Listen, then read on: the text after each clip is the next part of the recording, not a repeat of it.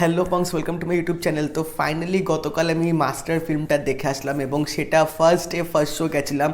এবং মানে সিরিয়াসলি মানতেই হবে, এরকম মানে যে হাইপ, এরকম ক্রেজটা যে ফিল্মটা ক্রিয়েট করেছিল সেটার ফার্স্ট ডে ফার্স্ট শোতেই সেটার এফেক্ট পড়েছিল। কারণ আইনক্সের মতো হলেও যে এরকম আমি রেসপন্স পাবো অডিয়েন্সদের থেকে, that was quite unexpected, but seriously that was worth waiting.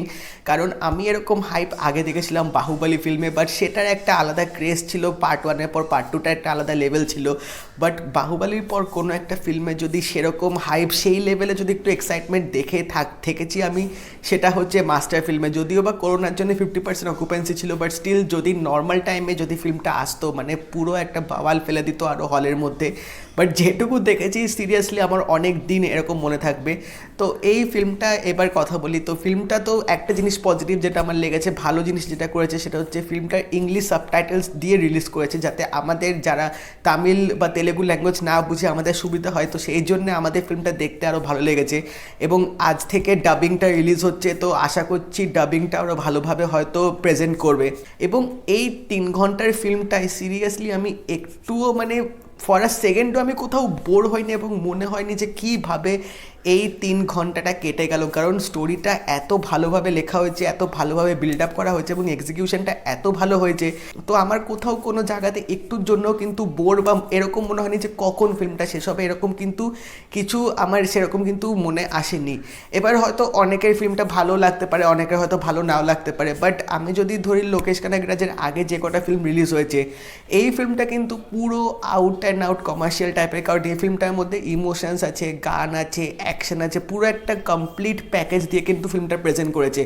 এবং যেহেতু ফিল্মটার মধ্যে থালাপতি বিজয় আছে সেরকম, সেই জন্য বিজয় ফ্যান্সরা যেভাবে একটা বিজয়ের মুভি থেকে যা যা এক্সপেক্ট করে সেই সব জিনিসগুলো, সেই সব মেটেরিয়ালগুলোই কিন্তু এই ফিল্মটার মধ্যে দেওয়া হয়েছে, যাতে তার ফ্যান্সরা একটুর জন্যও হতাশ না হয়। তো এই ফিল্মের যে গল্পটা দেওয়া হয়েছে, তো গল্পটা আমরা দেখতে পাচ্ছি যে এখানে থালাপতি বিজয় একটা কলেজের এমফিল পাস আউট করে সেখানে তিনি ফিলোসফি প্রফেসর হয়েছে এবং স্টুডেন্ট ইউনিয়নের ডিন, এবং তার ক্যারেক্টারটার নাম হচ্ছে জেডি, যিনি খুব অ্যালকোহলিক টাইপের, মানে কোথায় কি কখন আছে কোনো সেন্স নেই, এরকম তার ক্যারেক্টারটা দিয়েছে। কলেজে একসময় একটা ভোট আসবে, সেই ভোটেই কিন্তু তার যে লাইফ স্টোরিটা হবে অনেকটা কিন্তু পাল্টে দেবে। কারণ সেখান থেকে তিনি আরেকটা অবজারভেটরি স্কুলে যাবে ওখান থেকে, এবং ওই অবজারভেটরি স্কুলে যাওয়ার পরে কিন্তু ফিল্মের আসল টানটা নেওয়া শুরু করবে। কারণ ওখানে গিয়ে কিছু এমন একটা ঘটনার তিনি সম্মুখীন হবে যার জন্য কিন্তু তার লাইফটা এবং তার ক্যারেক্টার পার্সোনালিটিটা পুরো চেঞ্জ হয়ে যাবে, এবং ওখানে কিন্তু তার বিজয় সেতুপতির সাথে কিন্তু একটা ফেস অফ হবে। তো এখানে বিজয় সেতুপতি কিন্তু ভিলেনের রোলটা প্লে করছে, এবং বলতে হবে তার যে ব্যাকস্টোরি যে ছিল, কীভাবে তিনি গ্যাং লিডারের সর্দার হলেন, সেটা কিন্তু ভালোভাবে কিন্তু ফিল্মটার মধ্যে দেখিয়েছে। বাট ওভারঅল সেরকম অতটাও মানে খারাপ লাগেনি আমার বলতে গেলে। এবং তাছাড়া যদি গল্পে চলে আসি, তো ওই অবজারভেটরি স্কুলে যাওয়ার পর থেকেই আসল খেলা শুরু হবে, এবং তারপরে কিন্তু ফিল্মটা পুরোপুরি টার্ন নেবে এবং সেখান থেকে কিন্তু তোমরা আরও এনজয় করবে। তো এই দুই বিজয় যখন স্ক্রিনের মধ্যে একে অপরের সামনে আসবে, সেই মোমেন্টগুলো কিন্তু দারুণভাবে ক্যাপচার করেছে, সেই মোমেন্টগুলো কিন্তু দেখার মতো করেছে। এবং এই ফিল্মটার একটা যেটা আবার দুর্দান্ত পজিটিভ লেগেছে সেটা হচ্ছে বিজিএমটা। শুরু থেকে শেষ অবধি যেভাবে এখানে বিজিএমটা মেনটেন করেছে, তোমরা every beat of that BGM you will enjoy a lot. মানে একটা এনার্জেটিক, একটা ডান্স করার মতো কিন্তু একটা বিজিএম রেখেছে। তো সাউথের এই একটা বৈশিষ্ট্য কিন্তু আমার দারুণ লাগেছে, ওদের ফিল্মগুলোতে কিন্তু বিজিএমগুলো কিন্তু দারুণ রাখে। এই ফিল্মেও কিন্তু অনিরুদ্ধ কিন্তু সেম করেছে, এবং গানগুলোও কিন্তু দারুণ লাগবে তোমাদের শুনতে। প্রত্যেকটা গানের পিকচারাইজেশন, কোরিওগ্রাফিগুলো কিন্তু বেশ ভালোভাবে করা হয়েছে। এবার অ্যাক্টিংয়ের দিক থেকে চলে আসি, মানে থালাপতি বিজয়ের ব্যাপারে তো বলবো, এবার তার আগে বলে রাখি বিজয় সেতুপতির ব্যাপারে। মানে এরকম একটা নেগেটিভ ক্যারেক্টার প্লে করাটা কিন্তু চারটেখানি কথা না। মানে শান্তশিষ্ট দেখাচ্ছে কিন্তু তিনি তার কাজের সাথে কোনো আপোষ করবেন না, এরকম একটা ক্যারেক্টার। যখন রেগে গেলেও কিন্তু ঠান্ডা মাথায় তিনি তার কাজগুলো করছে, এরকম একটা ক্যারেক্টার পুল অফ করাটা কিন্তু খুব চাপের ব্যাপার, এবং সেটা কিন্তু বিজয় সেতুপতি দারুণভাবে কিন্তু ক্যারেক্টারটা পুল আউট করেছে। এবং এরকম নেগেটিভ ক্যারেক্টার আমার মনে হয় উনি ছাড়া আর কেউ প্লে করতে পারতো না, কারণ মনে হচ্ছিল সেই ক্যারেক্টারটা উনার জন্যই লেখা হয়েছে। তো এখানে কিন্তু উনি দারুণভাবে অ্যাক্টিংটা করেছে। এরপর চলে আসি অর্জুন দাসের ব্যাপারে, যে কিন্তু কৈথিতে ভিলেন রোলটা করেছিল, এবং এখানেও কিন্তু তিনি ভিলেন রোলটা প্লে করছে, বাট তার কিন্তু একটা মেন ভূমিকা আছে ফিল্মটায়। যেটা কিন্তু এন্ডের দিকে কিন্তু ভালোভাবে বোঝা যাবে। তো যার জন্য কিন্তু তোমাদেরকে ফিল্মটা অবশ্যই দেখতে হবে, এবং তিনিও কিন্তু তার পার্টটা দারুণভাবে প্লে করেছে।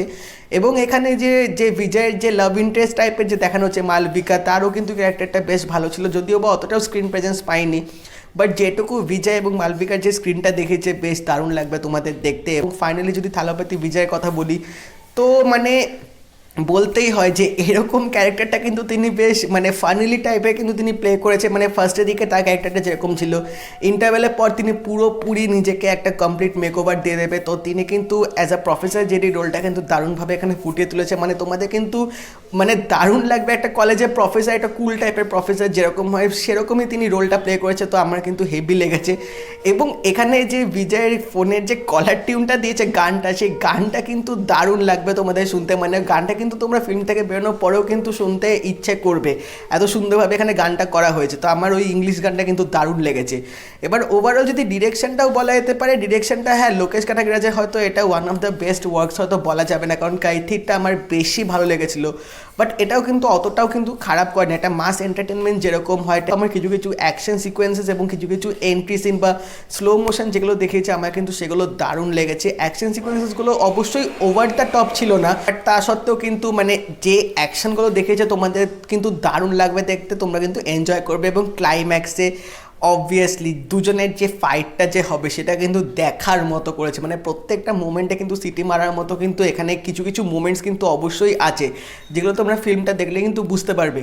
তো ওভারঅল আমি এটুকুই বলবো যে তোমরা যারা এখন অবধি হয়তো ফিল্মটা দেখোনি বা ভাবছো যে তামিল ল্যাঙ্গুয়েজে দেখবে নাকি হিন্দি ডাবিংয়ে দেখবে, তো আমি বলবো যে তামিল ল্যাঙ্গুয়েজে বেশি দেখাটা আমি হয়তো তোমাদের সাজেস্ট করবো, কারণ ওটা ইংলিশ সাবটাইটেলস যেহেতু আছে এবং ওটাই তোমরা আসল ফিলটা পাবে।